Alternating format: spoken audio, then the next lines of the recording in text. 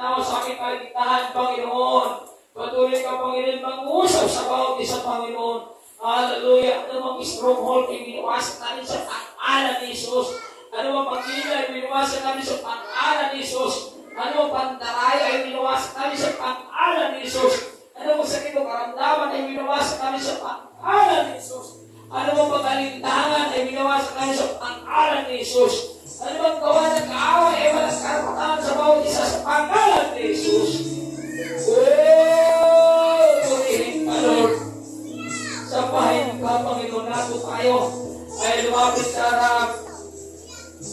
Come forward. Hallelujah. Jesus, Holy Spirit. Holy Spirit, come. Holy Spirit, pour out each and every one.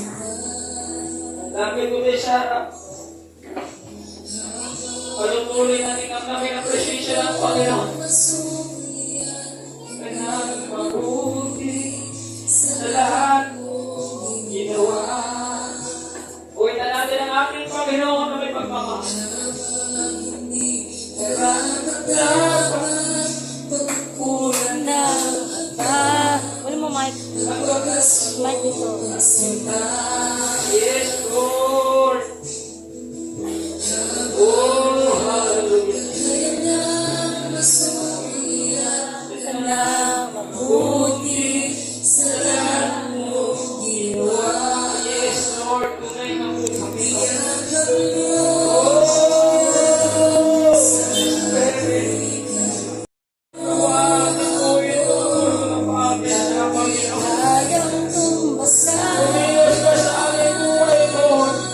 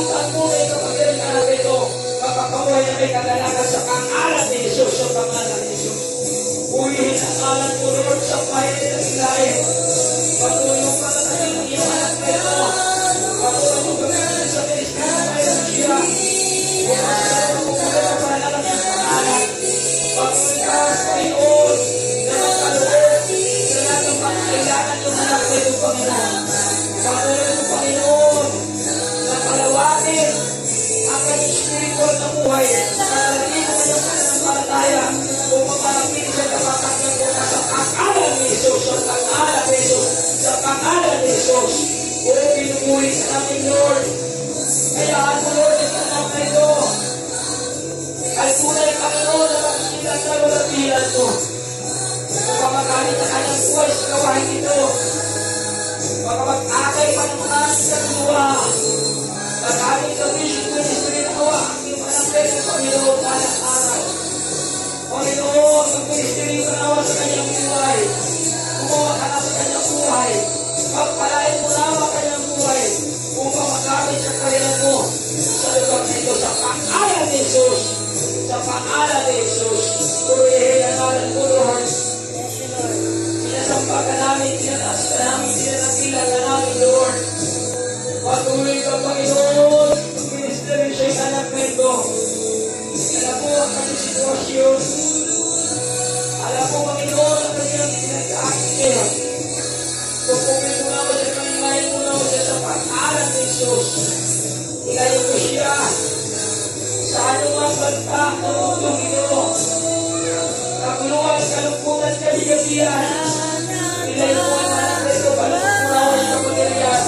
Makakabuhay na may kagalakan sa pangalan ni Jesus. O, pagpalain mo, Lord, ang anak na ito. Patuloy mo, Panginoon, tulungan at turuan upang magkakaroon siya ng desire na magamit sa kanyang buhay sa music, Panginoon. Sa pangalan ni Jesus, ilayo mo sa kanyang karamdaman ng bata nito. Sa pangalan ni Jesus, pag-iiwanan dito sa mga bata na kapahingin sa kanyang buhay. Sa pangalan ni Jesus, sa pangalan ni Jesus. Hallelujah.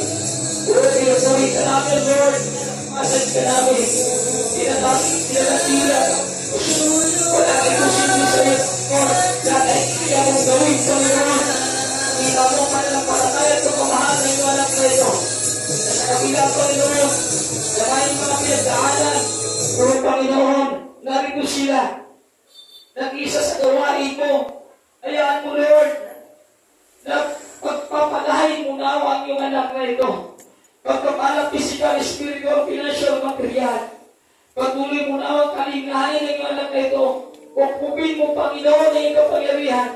Nang sa ganun, mamumuhay ang iyong anak na ito. Punong-puno ng kagalakan. Panginoon, ilayo mo siya, Panginoon, sa anong sakit o karamdaman. Patuloy mo, Panginoon, na pagpalain ang kanyang physical at spiritual na buhay upang manatili siyang tapat na sumusunod sa iyong kalooban at siya po ay patuloy na may magkakasama sa gawang ito na magpupuri sa pangalan mo sapagkat ngayon palang, Lord, lubos na pagpapala na ipaparanas mo sa iyong anak na ito sa pangalan ni Jesus, sa pangalan ni Jesus, sa pangalan ni Jesus. O, patuloy ka namin, Lord, itinataas, itinadakila.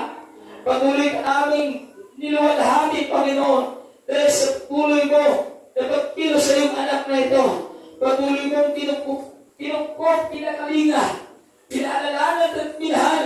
Kaya narito, Panginoon, yung anak na ito, nakakasama namin sa oras na ito, papurihin ang ngalan mo. Dalangin ko, Lord, patuloy mo bang palalagin ang kanyang pananampalataya. Dalangin ko, Panginoon, kung narin mo ang espiritual na buhay. Upang sa ganon, manatili kami magkakasama sa gawain ito. Sa hirap at ginawa, magkakaisa kami. Dahil kami isa. Dahil sa isang espiritu na ibigay mo sa bawat isa sa amin. Magkakasundo kami, Panginoon. Magkakaunawaan. Magmamahalan kami bilang magkakapatid. Sapagkat tunay, Panginoon, sa oras na ito, ginagawa ka na ng mga dakilang bagay sa iyo anak na ito, Panginoon.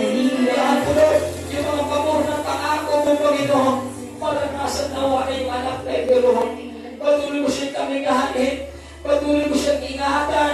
Patuloy mo siyang gabayan. At ano mga plano niya sa kanyang buhay, ipahintulot mo, Panginoon, na kanyang makakamtan. Sa pangalan ni Jesus, pag sa kanyang asawa, Lord, patuloy mong pagpalain. Ano man ang pinagkabalahan ng kanyang asawa, patuloy mong ingatan, patuloy mong pagkaguhin, patuloy mong pagpapalain, upang ay provide ang lahat ng pangangailangan ng kanyang mga mahal sa buhay. Sa pangalan ni Jesus, huwag mong iiwan, Panginoon, huwag mong pabayaan ang iyong anak na ito. Nakikiusap ko sa inyo, pungpungin mo na yung banal na espiritu na sa ganon, puno-puno ng pangalakan. Yes, Maranasan niya habang siya nabubuhay sa mundo. Sa pangalan ni Jesus, sa pangalan ni Jesus, sa pangalan ni Jesus. Yes, Lord, hallelujah. Purihin ka sa bayan na Itataas ko, Panginoon, patuloy mo pagpalain yung anak na ito. Patuloy mong ingatan. Patuloy mong tulungan at tulungan. Kaya mo. Lord, ano ng Panginoon ang pinagdaanan yung anak na ito? Panginoon, tulungan mo siya. Panginoon, tungkupin mo siya, Panginoon. Huwag mo siya pababayaan, Lord. Ilang pastor na tinawag mo para maging pagpapala sa lugar na ito. Na hindi ko nawa ang dalangin ko sa bawat isa na narito. Nakitios na po ako. Gamitin mo ako pagpapala sa kanilang buhay, Lord. Diyos na po ako sa iyo. Kapag kilala ka na ako na tulad ako'y tinawag mo. Upang bawat pinatungan ko ng kamay sa oras na ito, lalo sa anak na ito, Panginoon. Mapagpala ako na ang buhay, Panginoon. Magkataroon na sila, Lord, ng tamang lakas, tibay, na susundin ang iyong kalooban sa pag ngayon pinagpapala mo yung anak na ito sa spiritual niya buhay, Lord. Ang inadalahin ko po ay mapangarap ng anak na ito. Kaya tulong mo nawa na kanyang magkakamdahan sa tulong na ibanal na Espiritu. Lord, nag-iusap mo kami sa inyo, nagkakaisa po kami. Panginoon, ang iyong anak na ito, kalinain mo ng prosensya mo, Lord. Ano man ang kanyang ginagawa, Panginoon? Sa araw-araw niya pong buhay, huwag po siya pabayaan. Patuloy mo siyang minapin at yakapin na yung banal na Espiritu, Panginoon. Sapagkat alam namin, Panginoon, pag ikaw ay nananaan sa kanyang buhay, nandun yung kapayapaan, kagalakan at kaginawan. At yun ang gusto ko makita sa iyong anak na ito.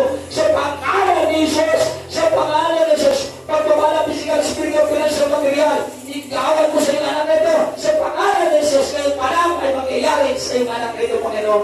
Maraming salamat sa pangalan ni Jesus, sa pangalan ni Jesus. Pinupulit ka namin, Lord, pinasalamatan, tinataas ang pinalakika, Lord. Patuloy mo pagpalaan yung anak na ito. Mga lalaki na ito na may takot, yung magulang, sa kanyang mga magulang, at iligtalang pasunurin sa iyong kalooban. Upang mag-iiwanag dito sa mga bata na napaligid sa kanyang buhay. Lalaking bata ito, na magagamit sa iyong kaharian, sa pangalan ni Jesus, sa pangalan ni Jesus. Lord, pinupulit ka namin, pinasalamatan ka namin, tinataas ka namin. At ikaw ang sakripisyo ng anak na ito, Panginoon. At alam namin sa bawat sakripisyo, may mga pagpapala. Sapagkat sabi mo sa angkat ng Iluman, sa verse 8, Panginoon. Patay sa aming ginagawa, ikaw ay magbibigay sa amin ng pagpapala. Panginoon, nakita mo kayo sa sakripisyo pagbilis. Panginoon, alam mo, Panginoon, kung ano kanya mga ginagawa. Panginoon, sumblet mo na ako ito ng masagalang pagpapala. Sa pangalan ni Jesus, pagpatagin mo na awa, pagpipahin mo na awa, paularin mo ba na awa ang iyong anak nito, upang hindi lang dadala kundi mamukha ng gumusan. Kaya ikaw ang Diyos na glorify sa kanyang buhay. Kaya hayaan mo, Lord, na mula kayo pakailanman, maging naniniwala na mga pag-akit na maraming kaluluwa ay anak nito. Dahil naniniwala ako, ngayon ay may kakawin kang himalas sa kanyang buhay. Sa pangalan ni Jesus, sa pangalan ni Jesus, gawin mo produktibo ang iyong anak nito. Gawin mong liwanag ang iyong anak nito. Gawin mong asin ang iyong anak nito sa lugar na ito. Upang sa ngayon ikaw, malawalhati sa kanyang buhay. Sa pangalan ni Jesus, sa pangalan ni Jesus. Pinupulit ka namin, Lord, pinasalamatan ka namin, itinataas ka namin. Panginoon, ikaw ang Diyos, Diyos ng pag-asa at tumala. Patuloy mo na ang alinanin, iyong anak nito, Lord, sa kanyang trabaho, ilayo mo, sa disgrasya, abilia, ilayo mo, Panginoon, sa pangalan ng kaaway. Panuntan mo na ang kapangyarihan, upang magpagtrabaho ng maayos at kasuklayan niya ang lahat ng pangangailangan ng kanyang mga mahal sa buhay. Malayo pa siya sa kanyang pamilya, Panginoon, sa kanyang magulang, sa kanyang asawa. Pero Lord, Panginoon, dahil sa iyo, na kinakalinga mo, na tumumuhay siya sa lugar na ito, na may kapayapaan at kagalakan. Dahil sa kapangyarihan mo, Panginoon, na sa kanyang nananahan. Patuloy ko pagpalain yung anak na ito. Huwag mo na akong pabayaan, huwag mo na akong iiwan, Panginoon. Ano ba pagpapala na kanyang naranasan yun? Ikiusap po ako sa inyo, na huwag mo able niya itong pagdaranasan. Manapili ko sa kanyang buhay, Panginoon. Dahil naniniwala ko ako, ang pamor na ito ay galing sa iyo. Kaya pahintulad mo na ako, Panginoon, na dahil sa trabaho niya, masuklayan niya maayos sa kanyang mamahal sa buhay. Mabuhay sila na may payapaan at kagalakan dahil sa pagpapala na naranasan na yung anak ito. Sa pangalan ni Jesus, sa pangalan ni Jesus, sa pangalan ni Jesus. Kalihin ka, Panginoon. Sampahin ka, nagilahin ka. Patuloy namin itinataas ang